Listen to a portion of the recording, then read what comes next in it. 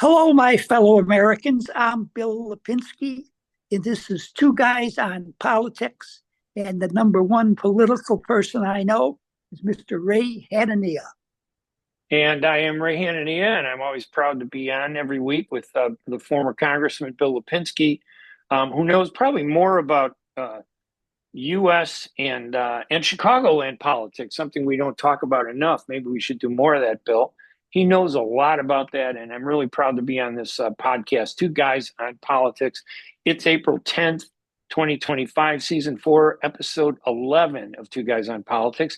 And we're going to be talking about President Trump's TIFs and what's happening in Gaza and what's happening in the Ukraine war and his attempts to expel individuals, who are, he says, are criminals. They may or may not be criminals, but who needs to go before a court anymore these days? And then also he wants, if you're going to vote in a federal election, he wants everybody to have federal IDs. So we'll talk about some of that stuff. But what about the TIFs, Bill? Trump is saying that, hey, the market's going to go up and down. Don't overreact. Everything will be fine. This is a negotiating strategy. I think it's scaring the hell out of a lot of people. And I know a lot of people with money in the market who are trying to bail and take their money out. They're trying to find other ways to protect their money. I'm just worried that he's hurting us. The strategy he has is hurting the country financially. Well, I don't think there's any question about that. The stock market has fallen so much in the last few days. I don't know what happened today. I don't know if it went down further or if it leveled off, because today he announced that his 10% tariffs on every country in the world, a minimum of 10%, is being held up for 90 days. Yeah. He's going to give the world an opportunity to think about it, I guess. I'm sure the stock market in America has something to do with his deciding to have a pause. Now, yeah. I'm all for tariffs, okay? But they should be targeted. They should be strategic. They shouldn't be just, 10% on everybody. What's going on between China and the United States is childish. I mean, the United States puts 35% on. China says it's going to be 55. U.S. goes to 60. China goes to 70. I think they're both in the hundreds at the present time. I mean, it's like two kids fighting in the backyard. I cannot conceive that the world has come to something like this, nor can I conceive that we, the United States of America, have wound up in a position such as this. Yeah, I agree with you. I mean, the market was crashing this morning. And then when he saw that, what happened yesterday and today, he said, oh, we're going to go 90 days with the rest of the TIFs, but I'm still going to go the 110% on China. Now, personally, I think we need to do something about China. Is it smart to do it by press conference and declaration? Or wouldn't it be smarter to send a delegation to China and say, listen, let's resolve this? In other words, Trump is, instead of negotiating one-on-one and getting something done, he's dragging the emotions of the American people and the finances of the American people, because the stock market has dropped 10% since he's become president. Now, 10% may not seem like a lot, but for people that have their entire investments in the stock market, their retirement, this is horrible for senior citizens, and people that depend on that money that's in the stock market. And he says, oh, don't worry, it'll all leverage out. But we're going to go through a lot of pain. And one of the things that I think is, prices are already increasing. Companies are, expecting increases in costs because of these tariffs, and they're already raising prices. Once prices go up, they never come down. They never come down. Now, there are some good things that he's doing that we can talk about, that I think, we can talk about later, like those federal IDs and, those IDs when you vote in a federal election. I think that's a great idea. I think it's a great. I'm totally supportive of that. We should have had that a long time ago. Yeah, and the idea that we want to kick out criminals, and gangbangers from our country and send them to El Salvador, a dictatorship, by the way. When you look at the dictatorships, they're the worst of all the South American countries. We think Venezuela is the worst, but the truth is nobody pays attention to El Salvador. They only pay attention to Venezuela. So the amount of terrible things happening in El Salvador and the fact that we allow it and are complicit just kind of contradicts the whole idea of democracy and freedom. But the way he's doing the TIFs, I think, is terrible. It's about his ego. It's not about the best interests of the American people. No, I agree. And wasn't he supposed to end the war in the Middle East and the war in the Ukraine the day he was in office? The first day. Oh, yeah. It sounded like, remember when Vladimir Putin invaded Ukraine and said this will be over in 3 days? Yes. It has been 3 years, more than 3 years. And those wars in Ukraine and Gaza have been draining resources from the United States. And I personally would like to see them both end, but not at the expense of surrendering to, in the case of Ukraine, surrendering to Russia just because Trump is thinking about his post-presidential career when he wants to build, hotels in Moscow and in St. Petersburg. That's always been his ambition. When you read what he's talked about, he's never been able to do that. And I think he's trying to set himself up, by trying to be nice to a tyrant like Putin. It's just horrible. And that's not to say, Vladimir Zelensky is the best, leader in the world. Maybe he's not. But it's not about Zelensky and Putin. It's about one communist country attacking another country and killing people, not just military, but civilians, bombing downtown areas. What is that about? That's horrible. Well, I think that we've discussed Putin a number of times. Yes. He has been quoted to be a war criminal by the International Court. Now, we don't recognize that, and there's a few other places that doesn't recognize that, but most of the countries in the world do recognize it. Now, nothing is ever going to happen to Putin on that. But once again, I think he's a despicable individual. He's had anyone that opposed him inside or outside of Russia eliminated one way or another. Right. Us to try to bargain with that guy or do anything with that guy, I think is disgusting on our part. And Trump has been trying to settle that war in conversations between him and Putin and excluding the president of the Ukraine. That's not going to work. The Ukraine is not going to, agree to anything like that. I know they've brought Ukraine in a few times for meetings about the possible ceasefire, but the Ukrainians aren't really given much standing in this kind of stuff. But once again, Trump said he was going to do it in the first day in office. He's made a lot of noise about talking to Putin, talking to the president of the Ukraine. But now all of a sudden, I don't hear any more about it. Has he given up on that? Has he decided to do something else? This is like a reality show, Bill. This is a reality show. This isn't government. He's acting as if he were in a studio doing a reality show in front of the cameras. And he thinks there are no consequences. In a reality show, there are no consequences. But this reality show, there are many consequences. The cost of products continue to increase. I have never seen things go up the way they have in the last few months. The only thing that's been worse than the increase in our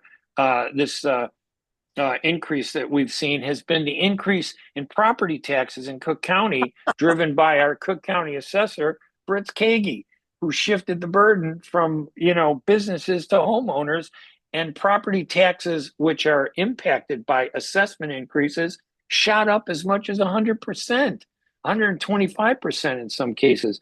So this comes at a bad time for us in Cook County, for a lot of Americans, and it doesn't seem like Trump cares about that. And that really bothers me. Oh, and we have property taxes to pay. We have state taxes to pay. We have federal taxes to pay. I frankly am getting pretty tired of paying all these taxes. Yeah. I hate to be one of those people that, run around and complain about taxes all the time. But it's getting to the point where, Yep. what am I getting for this? I'm getting a lunatic in the White House for money on the federal level. On the state level, all that guy is interested in doing is taking care of the poorer people in the state of Illinois in order to get the Democratic nomination for the next time around. And he's doing it at our expense. And as far as Cook County goes, I don't know how we ever reelected that guy. What has happened with taxes on property in Cook County? I know that I'm not doing nothing but complaining in this podcast, but I'm really getting tired of what's going on. Well, I mean, listen, the one thing about being in government is you have to accept criticism. Criticism from the taxpayers, right? Because we pay his salary. Right. We pay the salary of local mayors. We pay the salary of presidents.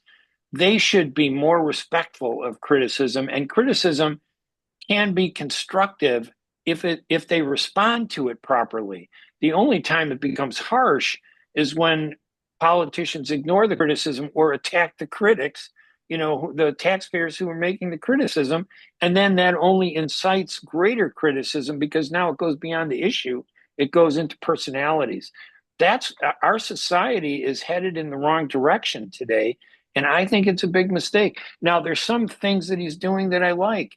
That ID, when you vote in any election, I don't understand why I shouldn't be asked to prove who I am when I go vote in an election. Absolutely. What's wrong with that? Unless you're trying to sneak in illegal aliens and undocumented residents and get them in there. Oh, who would do that? Yeah, right. Who would do that? Has that happened? I saw this thing just this week about how undocumented residents were paying taxes on money that they're earning. And I'm thinking, why are they being allowed to earn any money? Let someone else earn the money and pay the taxes. Very and true. They're saying, oh, if they don't work, they won't pay taxes. No, if they don't work, maybe some Americans who need jobs could be put back to work. Maybe there's a program that we should be spending time on to say those people who are not working should be given help to get back into the working environment and earn incomes and reduce the burden of welfare and pay taxes. That seems like a much better thing than allowing undocumented and illegal aliens who come into this country to work and take jobs away from our people. I agree with you totally and completely. There's no question about it. I don't understand where this great concern comes from for undocumented people in this country. I mean, this is America, okay? Right. We should take care of all American citizens. Anyone that's here illegally, we should do everything possible to ship them out. But you'll a significant portion of our population, oh, no, we got to keep them here. We have to keep them. Yeah, that's a selfish attitude on the people that maybe come from the same country as many of the undocumented, who may have been undocumented themselves, some of these activists. So I totally agree with you on that. The other thing I was looking into, by the way, was the Medicare issue. Trump did one good thing, that they're paying more money into Medicare to help offset the costs, and far more than what Biden did. I think Biden did, I don't have the figures in front of me, but it was significant. But Trump tripled that amount of money that they're paying into Medicare to cover costs. And I know that the insurance companies are upset by that, so I don't understand the complexities of the Medicare system, because it really is too complex. They should never make people go through that. But he's doing something good there. And I'm upset when Democrats say that they're trying to kill Social Security. I don't believe Trump is trying to kill Social Security. I think they're trying to stop abuses and illegal payments that may or may not be made, through Social Security. Yes, I totally and completely agree with you in regards to Social Security. I think he's just trying to stop the waste, fraud, and abuse. And I'm happy to see that he put more money into Medicare, because that will help a lot of people whose sole medical insurance is Medicare. Right. And one thing about Social Security, I know the media says, oh, they're trying to destroy it. Instead of the media is being combative towards Trump, and I understand why they're doing it because it sells newspapers. But the media would be more responsible to say, yes, there is some truth to what Trump is saying, and this is what the truth, is that there are some problems with Social Security, and Trump is trying to address them. And it seems like the media could play a role to balance this polarization that they have. Instead of being foes of the president, they should try to identify the truth and acknowledge some of the truths in what Trump is saying. Now, I don't agree with everything he says, but there are some truths in what he's doing, and there should be a better, better effort to convey those truths and say, yes, we don't agree with what he's saying, or that's an exaggeration, but he does have a point about we need to crack down on Social Security abuses. And I think that's legitimate. No, I definitely agree with you on that. But one of the big problems Trump has is that he does not explain things to people. Right. I don't know if it's because he's a businessman, and when he was in business, whatever he said, that's the way it was going to be. He didn't have to explain it. Well, he's not a businessman anymore. He's president of the United States. He should be able to explain to the American people why he's doing the various things he's doing. And other than saying that countries have been ripping us off with tariffs for years and years and years, he doesn't explain anything. And that makes his position very, very difficult to defend for not only his supporters, frankly, but for the news media. Yeah. All right, Bill. Any other issues? I mean, let me just ask you, do you have confidence in our economy, given all the things that are happening moving forward? Do you have a sense of things are going to be okay, or do you have an apprehension that things are going to be bad? No, I'm an absolute optimist. I always have been. I have confidence in the American people, and I think that the American people in their spirit will pull us out of any problems that Donald Trump is causing for us. I have the same feeling, except I would say that I'm very concerned about the next few years, about our economy.